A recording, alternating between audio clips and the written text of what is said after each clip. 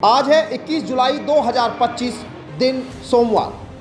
UP की सुर्खियों में आपका स्वागत है। आइए देखते हैं फटाफट अंदाज में यूपी की खबरें। उत्तर प्रदेश लोक सेवा आयोग की समीक्षा अधिकारी, सहायक समीक्षा अधिकारी आरओ एआरओ परीक्षा 27 जुलाई को प्रदेश के 75 जिलों में 2382 केंद्रों पर आयोजित होगी। परीक्षा में 10.76 लाख से अधिक अभ्यर्थी शामिल होंगे। प्रश्न पत्र 2 सेट में तैयार किए गए हैं और कंप्यूटर रेंडमाइजेशन से चयन होगा। सुरक्षा के लिए एआई, सीसीटीवी, बायोमेट्रिक व फेस रिकग्निशन तकनीक का उपयोग होगा। त्रिस्तरीय लॉक वाले ट्रंक में प्रश्न पत्र रखे जाएंगे। केंद्रों पर मजिस्ट्रेट व प्रशिक्षित अंतरीक्षक तैनात रहेंगे। सोशल मीडिया मॉनिटरिंग सेल भी बनाई गई है ताकि अफवाहों और गड़बड़ी पर नजर रखी जा सके। इंटेलिजेंस ब्यूरो ने एसीआईओ ग्रेड एग्जीक्यूटिव के 3717 पदों पर भर्ती के लिए आवेदन शुरू कर दिए हैं। इच्छुक उम्मीदवार 18 से 27 वर्ष की आयु और स्नातक डिग्री के साथ mha.gov.in पर आवेदन कर सकते हैं। चयन 3 चरणों टियर फर्स्ट 100 अंक, टियर सेकंड 50 अंक और इंटरव्यू 100 अंक में होगा। सैलरी 44,900 से 1,42,400 तक होगी। सामान्य वर्ग के पुरुषों और 650 और आरक्षित वर्गों को 550 शुल्क देना होगा। आवेदन शुल्क नॉन रिफंडेबल है। कांवड़ यात्रा में उपद्रव करने वालों के लगेंगे पोस्टर, होगी सख्त कार्रवाई। सीएम योगी ने दिया आदेश। मुख्यमंत्री योगी आदित्यनाथ ने चेतावनी दी है कि कांवड़ यात्रा में उपद्रव या तोड़फोड़ करने वालों के पोस्टर लगाए जाएंगे और यात्रा के बाद सख्त कार्रवाई होगी। मेरठ में कांवड़ियों पर पुष्प वर्षा के बाद प्रेस ब्रीफिंग में उन्होंने कहा कि उपद्रवियों की पहचान सीसीटीवी और सोशल मीडिया से की जा रही है। उन्होंने लोगों से अपील की है कि कानून हाथ में न ले, प्रशासन को सूचित करे। सीएम योगी ने कांवड़ यात्रा को भक्ति और श्रद्धा का प्रतीक बताते हुए सभी को स्वच्छता और संयम बनाए रखने की जिम्मेदारी निभाने को कहा। उत्तर प्रदेश राज्य सड़क परिवहन निगम 29 से 30 जुलाई को लखनऊ के अवध बस स्टेशन कमता में रोजगार मेला आयोजित कर रहा है। इसमें 204 संविदा चालकों की भर्ती होगी। योग्यता न्यूनतम 8वीं पास, उम्र 23.5 वर्ष तक, 2 साल पुराना हैवी ड्राइविंग लाइसेंस। वेतन 2.6 रुपये प्रति किलोमीटर मिलेगा। साथ ही नियमित ड्यूटी पर 4500 रुपये तक प्रोत्साहन और 14 दिन का अवकाश भी मिलेगा। दुर्घटना बीमा व परिवार के लिए फ्री यात्रा पास की सुविधा है। सफल अभ्यर्थियों का फाइनल टेस्ट रायबरेली के IDTR में होगा। उत्तर प्रदेश में 15,000 करोड़ रुपए की लागत से वाराणसी, कानपुर, ग्रेटर नोएडा, झांसी जैसे शहरों को लिंक एक्सप्रेसवे से जोड़ा जाएगा। गोरखपुर लिंक एक्सप्रेसवे पहले ही शुरू हो चुका है। झांसी, चित्रकूट, गाजीपुर, चंदौली और जेवर एयरपोर्ट लिंक एक्सप्रेसवे पर तेजी से काम हो रहा है। इन परियोजनाओं से औद्योगिक विकास, पर्यटन और रोजगार को मिलेगा बढ़ावा। गंगा एक्सप्रेसवे को जेवर एयरपोर्ट से जोड़ने वाला नया 76 किलोमीटर लिंक भी बनेगा। 2 वर्षों में सभी लिंक एक्सप्रेसवे पूरे होंगे, जिससे यूपी के पिछड़े शहर भी हाई स्पीड नेटवर्क से जुड़ जाएंगे। उत्तर प्रदेश सरकार ने बिजली उपभोक्ताओं को बड़ी राहत दी है। अब शिकायतों के समाधान के लिए पुराने दस्तावेजों की जरूरत नहीं होगी। केवल नामांतरण प्रक्रिया को छोड़कर बाकी सभी सेवाएं विभागीय रिकॉर्ड के आधार पर निपटाई जाएगी।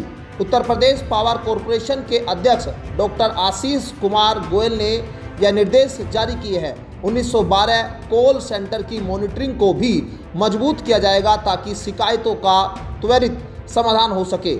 यह निर्णय शासन की पारदर्शी, सरल और जवाबदेह सेवाओं की नीति के तहत लिया गया है। मुजफ्फरनगर में कांवड़ियों के चालान काटने पर भड़के किसान नेता राकेश टिकैत ने प्रशासन की कार्रवाई पर सवाल उठाए हैं। टिकैत ने कहा कि सरकार एक ओर पुष्प वर्षा कर रही है, दूसरी ओर चालान काटे जा रहे हैं। यह दोहरा रवैया नहीं चलेगा।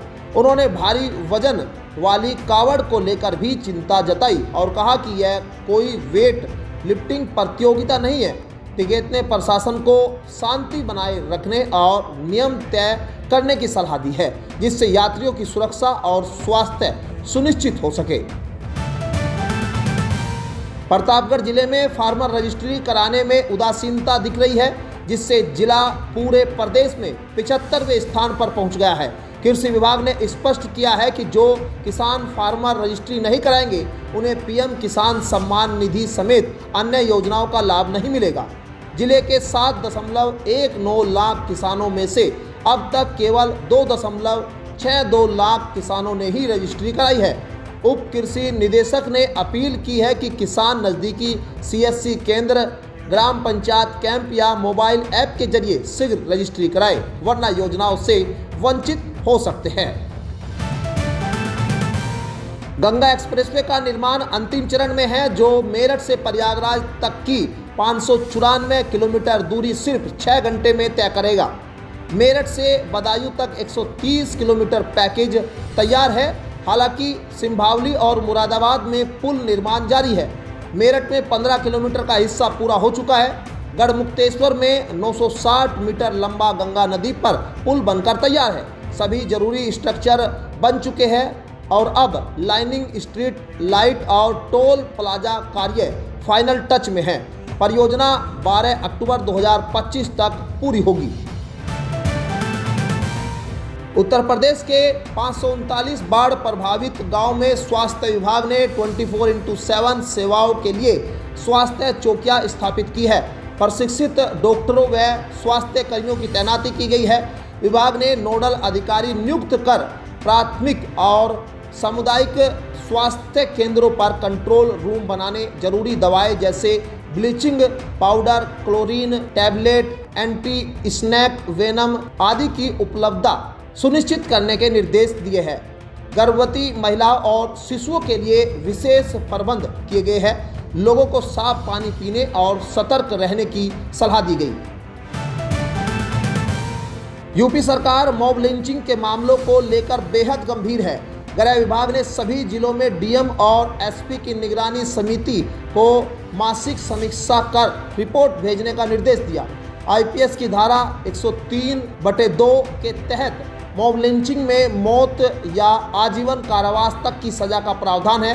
सरकार ने स्पष्ट किया है कि पारिवारिक या भूमि विवाद जैसी घटनाओं को मॉब लिंचिंग न माना जाए।